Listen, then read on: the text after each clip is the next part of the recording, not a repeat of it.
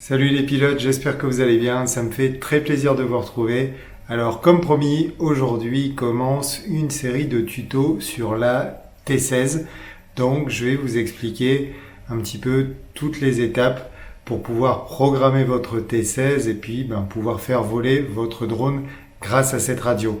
Alors aujourd'hui, on va faire une mise à jour du firmware. Ensuite, on va assigner les interrupteurs et puis on va créer notre premier modèle. Je vous dis à tout de suite.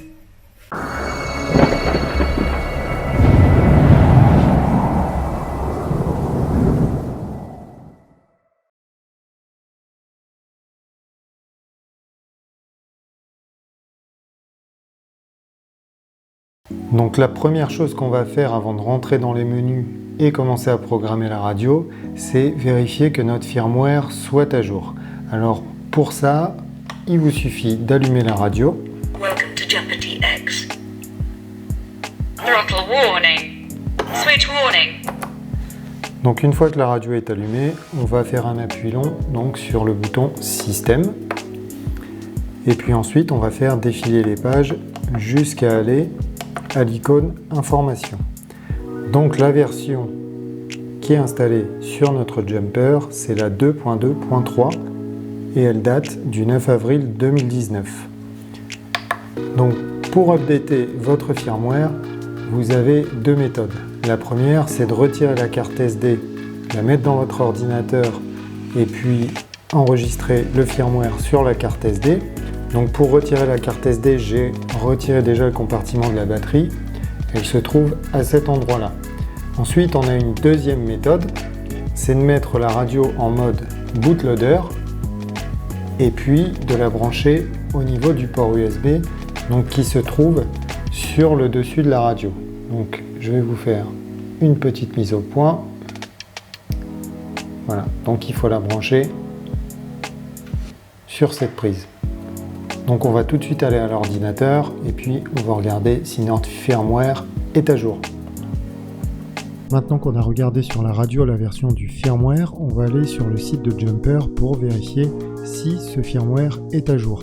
Donc je vous mettrai dans la description l'adresse du site de Jumper pour que vous arriviez sur cette page directement. Donc ici sur cette page, sur la page download, vous allez trouver donc le manuel donc, qui est en anglais. Ensuite, vous allez trouver donc un fichier qui s'appelle SD Card Contents. Donc, si vous faites une mise à jour, ce fichier, il faudra aussi le télécharger. C'est tout ce qu'il y a sur la SD card de la radio. Donc, à savoir, par exemple, les Lua scripts. Donc, par exemple, qui vont vous servir à activer votre Crossfire. Et puis, vous aurez des Lua scripts Betaflight, donc qui vous serviront eux à modifier, par exemple, vos PIDs directement par l'intermédiaire de votre radio. Donc la première chose à faire, c'est de vérifier si notre version est à jour. Alors elle ne l'est pas, puisque là sur le site de Jumper, on a la version 2.3. Donc ce qu'on va faire, c'est télécharger donc le firmware. Alors la radio est en inactivité, donc elle sonne un petit peu, elle fait son travail, il n'y a pas de souci. Donc le firmware, c'est la version 2.3. Et vous verrez, donc vous avez version française, anglaise, allemande, vous avez plein de langues différentes. Moi, je vais choisir la version anglaise. Mais quoi qu'il en soit, dans la version anglaise ou la version française, vous avez deux versions différentes aussi. Vous avez une version Flex et vous avez une version FR tout court. La version Flex, il me semble que c'est pour les récepteurs R9M, donc de chez FrSky. Donc ça ne nous intéresse pas, nous ce qu'on veut télécharger c'est la version de la T16 normale. Donc on va télécharger la T16 2.3, donc anglais pour moi, vous pouvez la mettre en français, il n'y a pas de souci. Donc il suffit de cliquer et puis le téléchargement se lance. Ensuite on va aussi télécharger le contenu de la SD card parce que quand vous allez télécharger et installer donc ce firmware, si vous n'installez pas le contenu de la SD card, il va vous mettre une erreur en vous disant que le contenu de la SD card ne correspond pas à la version que vous avez installée. Donc on va télécharger ce zip aussi. Donc ici vous avez plusieurs versions. Donc on va prendre la T16 SD2 2.3 V020, puisque nous, on est sur la 2.3. C'est la même chose, on va le télécharger. Donc le fichier fait 112 mégaoctets, donc ça va prendre un petit peu de temps. J'ai pas la fibre, malheureusement. Et puis, une fois que c'est téléchargé, on va pouvoir donc l'extraire. C'est un zip. Et puis après, je vais vous montrer comment le mettre directement sur votre radio. C'est très très simple. Donc une fois que vous aurez téléchargé ce fichier qui est au format zip, vous pourrez l'unzipper donc en local sur votre ordinateur, par exemple sur votre bureau. Une fois que c'est fait, vous n'avez plus qu'à brancher votre radio en USB directement sur votre ordinateur avec la radio allumée, et la radio va vous demander si vous voulez utiliser votre radio en joystick ou en USB Mass Storage.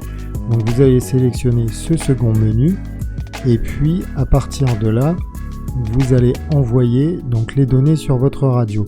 Donc on a deux fichiers à envoyer, on a donc le firmware et puis on a le contenu de la SD card. Donc je vais vous montrer comment ça apparaît sur mon ordinateur. Donc les lettres risquent de changer sur votre ordinateur.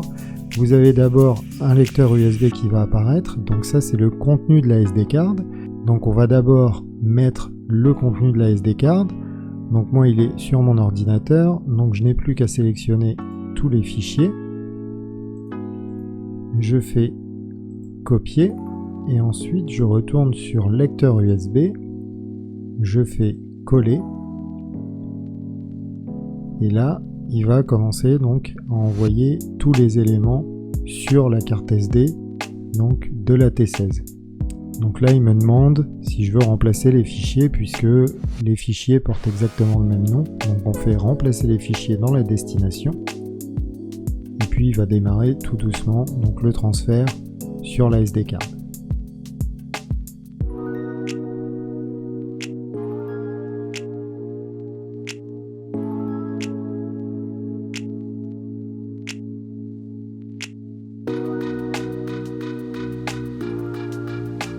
Maintenant qu'on a transféré tous les fichiers donc sur la carte SD de la T16, on n'a plus qu'à transférer le nouveau firmware directement aussi sur la carte SD de la T16. Donc ne le téléchargez pas sur le disque qui s'appelle T16 puisque ce disque lui contient donc le firmware actuel et c'est pas comme ça qu'il faut faire, il faut l'envoyer sur le lecteur USB d'abord. Donc c'est tout simple. Vous glissez le fichier que vous avez téléchargé tout à l'heure sur le site de Jumper, donc le firmware, vous le glissez directement dans le dossier firmware de la carte SD de la T16 et puis on va passer à la mise à jour sur la radio. Donc maintenant que le firmware est téléchargé sur la clé USB de la T16, on va la passer en mode bootloader. Donc on met les trims T1 et T4 vers l'intérieur, on appuie sur le bouton ON et on relâche. Et là on a un menu donc où soit on fait Write Firmware ou soit on fait Exit. Donc là on va faire Write Firmware et c'est bien le fichier qu'on a téléchargé, c'est le T16 2.3 en anglais. On fait Entrée. On garde appuyé donc le bouton et le firmware se met à jour. Donc là j'ai pas du tout accéléré la vidéo, on est en direct, donc vous allez voir ça va très très vite.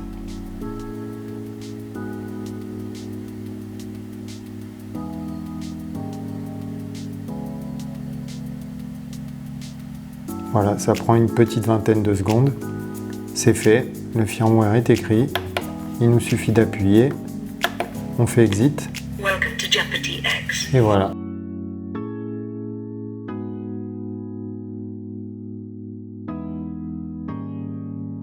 On va maintenant regarder comment procéder aux réglages généraux de votre T16. Donc pour ça, on va appuyer sur Système et puis là, vous allez arriver sur le Radio Setup. Donc dans ce menu-là, vous avez tous les réglages généraux de la radio, donc à savoir la date, l'heure, donc l'échelle de mesure au niveau de la batterie. Donc ça dépend si vous avez une lipo ou des lithium-ion. Si vous avez une lithium-ion, enfin deux lithium-ion pour cette radio à l'intérieur, le réglage est bon d'origine. Et si vous mettez une lipo, il faudra donc modifier un petit peu ce réglage. Alors je ne vais pas passer par tous les menus parce qu'il y en a énormément. On va juste regarder un petit peu ceux qui sont importants. Donc celui-ci, le battery low, en fait c'est à partir de quelle tension va se déclencher l'alarme, vous avertir quand votre tension batterie est basse et qu'il est temps de vous poser. Ici vous avez l'inactivité, donc c'est réglé sur 10 minutes. Donc on peut peut-être le mettre à 5 minutes. C'est-à-dire que si vous ne touchez pas à votre radio pendant plus de 5 minutes, elle va se mettre à sonner pour vous dire qu'elle est toujours allumée. Donc ça reste quand même assez pratique comme option. Ici, vérifiez le RSSI au niveau du shutdown.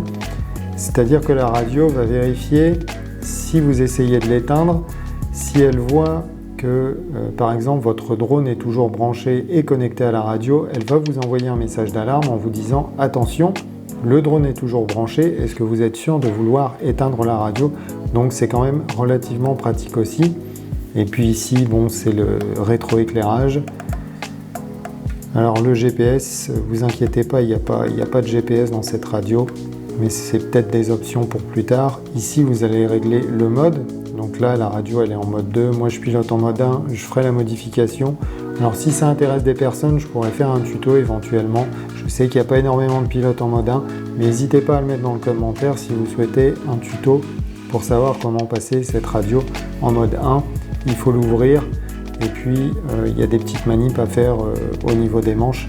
C'est pas très compliqué, il faut juste bien prendre son temps. Et puis voilà, donc là, on a fait le tour de ce menu. Donc si on fait Return, ensuite on va appuyer sur Système et il faut faire Page. Donc ici on a le contenu de la SD card. Donc vous avez tout ce qu'il y a sur la SD card. Donc ça pourra faire l'objet d'un prochain tuto si vous le souhaitez. Ici vous avez les fonctions globales. Alors ça c'est pareil, j'en parlerai plus tard. Moi j'ai réglé quelques fonctions globales. Je vous montrerai comment ça fonctionne. Alors ici c'est le mode trainer, donc en fait c'est pour avoir en gros 2 T16 branchés l'une à l'autre et puis faire un petit peu un mode maître et élève. En drone FPV, j'ai jamais essayé et je pense que c'est un petit peu difficile. Enfin, faut avoir le niveau quand même pour pouvoir rattraper un drone qui part pas forcément dans la trajectoire qu'on voudrait. Enfin, que l'élève impose au drone en tout cas. Donc la première fois que vous utilisez la radio, il est important donc de calibrer donc vos manches et puis tout ce qui va autour, donc à savoir les sliders qui sont sur le côté de la radio et puis les potentiomètres. Pour les interrupteurs, il n'y a pas de calibration qui est nécessaire. Donc là, il faut faire un appui long sur entrée et puis une fois qu'on est prêt à faire la calibration, on appuie sur entrée. Il nous demande de centrer donc les manches et les sliders. Donc c'est ce qu'on va faire. Donc tout est centré. On appuie sur entrée. Ensuite, il nous demande donc de tous les bouger. Donc on bouge les sliders. On va bouger les potentiomètres. Voilà, on les remet au milieu. Et puis bien sûr, on va bouger les manches. Et puis, on va les remettre au milieu. Et une fois qu'on a fini, on appuie sur Entrée et la calibration est terminée. Et le menu donc, qui vient après, on va appuyer sur Page. C'est le menu d'information qu'on avait consulté tout à l'heure pour vérifier la version donc, du firmware de la radio.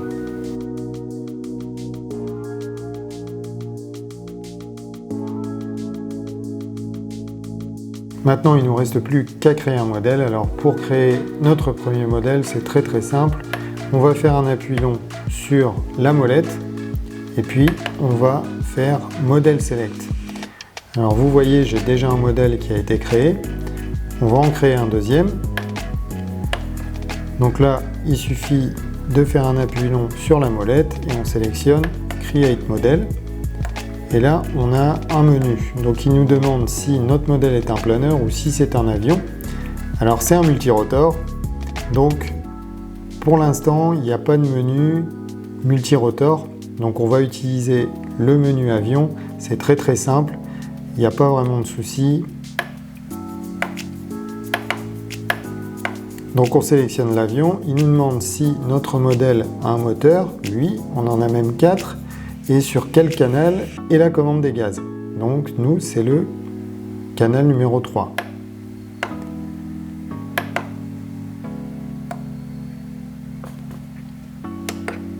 Ensuite, il nous demande combien il y a d'ailerons sur notre modèle. Alors nous, ce qu'il faut qu'on sélectionne ici, c'est 1 ou 2 avec un câble en Y. Et ensuite, il nous demande sur quel canal donc, se trouve notre commande d'aileron. Donc on va lui dire qu'on est sur le canal numéro 1. Ensuite, il nous demande s'il y a des volets. Donc on laisse la réponse non cochée. Ensuite, il nous demande au niveau de la profondeur comment ça se passe. Donc là, on met un channel pour l'elevator et un channel pour le rudder. Et au niveau de l'assignation, le channel 2 c'est le A et le channel 4 c'est le B, donc ça correspond bien. Ensuite, il nous donne un résumé, donc au niveau de l'assignation des canaux, et c'est tout bon. Donc ici,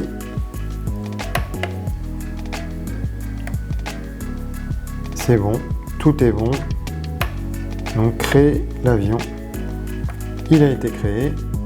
On n'a plus qu'à appuyer sur Return et vous voyez notre multirotor est là.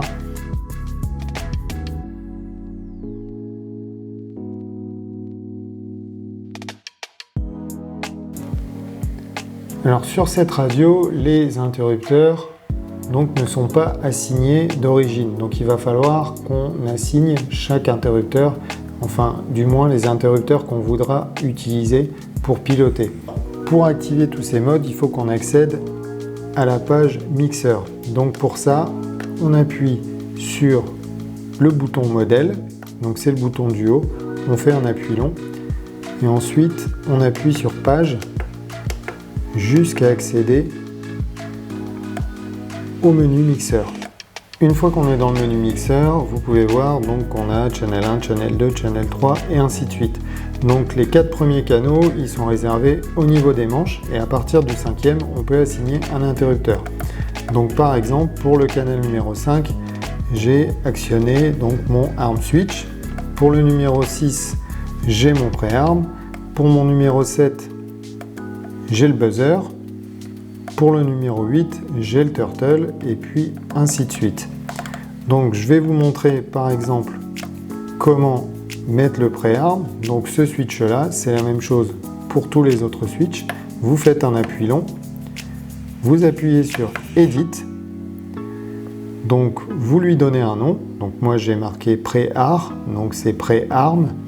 Donc pour le nom, en gros, pour modifier les caractères, vous faites comme ça. Et si vous voulez passer par exemple en minuscule, il faut faire un appui long. Donc on va le remettre en majuscule. Vous voyez, ça repasse si on fait un appui long. Et puis pour changer les lettres, on fait comme ça. Donc on va faire Return. Et au niveau de la source, il vous suffit d'appuyer sur le bouton. Il va se mettre à clignoter. Et là, vous pouvez sélectionner n'importe quel interrupteur. Donc vous actionnez l'interrupteur, il va le détecter et c'est tout bon. Pour le reste, il n'y a besoin de faire aucune modification. Et du coup, vous faites la même chose pour tous vos switches. Vous utilisez la même méthode, c'est très simple, ça va très vite. Et puis, vous serez tranquille avec ça. Donc maintenant, notre modèle est créé. On peut appuyer sur Return. Dans la prochaine vidéo, je vous montrerai plus en détail comment modifier les paramètres de votre modèle. J'espère que cette vidéo vous aura plu et en attendant, je vous souhaite de très bons vols et puis je vous dis à très bientôt. Ciao!